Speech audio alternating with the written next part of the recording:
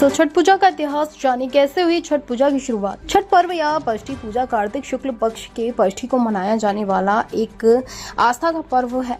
दिवाली के 6 दिनों बाद छठ पूजा की शुरुआत होती है। इस साल छठ पूजा 5 नवंबर से नहाय खाए के साथ शुरू होगी। इसके बाद छठ पर्व 4 दिनों तक चलते हुए खरना, संध्या, अर्घ, प्रातःकालीन अर्घ के साथ 8 नवंबर को समाप्त हो जाएगा। छठ पूजा की शुरुआत कैसे हुई, इसका जवाब हमें कई पौराणिक कहानियों में मिलता है। पौराणिक कहानियों के अनुसार त्रेता युग में माता सीता और द्वापर युग में द्रौपदी ने छठ पूजा व्रत रख कर सूर्य देव को अर्घ दिया था। आइए विस्तार से जानते हैं छठ पूजा का इतिहास और छठ पूजा की शुरुआत की कहानी। राजा प्रियव्रत के घर में मृत संतान का हुआ जन्म। पौराणिक कथा के अनुसार राजा प्रियव्रत बहुत दुखी थे क्योंकि उनके कोई संतान नहीं थी। उन्होंने महर्षि कश्यप को अपनी समस्या बताई।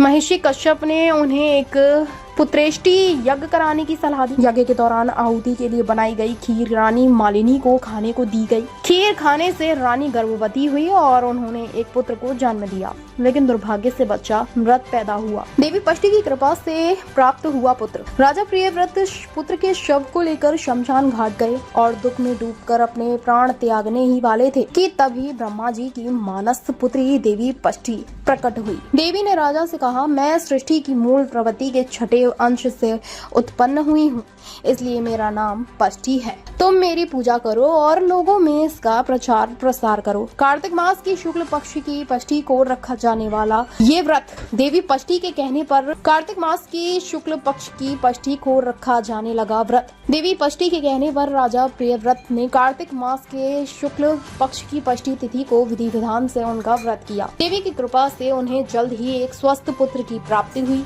राजा ने पुत्र को पुनः प्राप्त करने के बाद नगरवासियों को पष्ठी देवी का प्रताप बताया। तब से पष्ठी देवी की आराधना और उनके व्रत की शुरुआत हुई।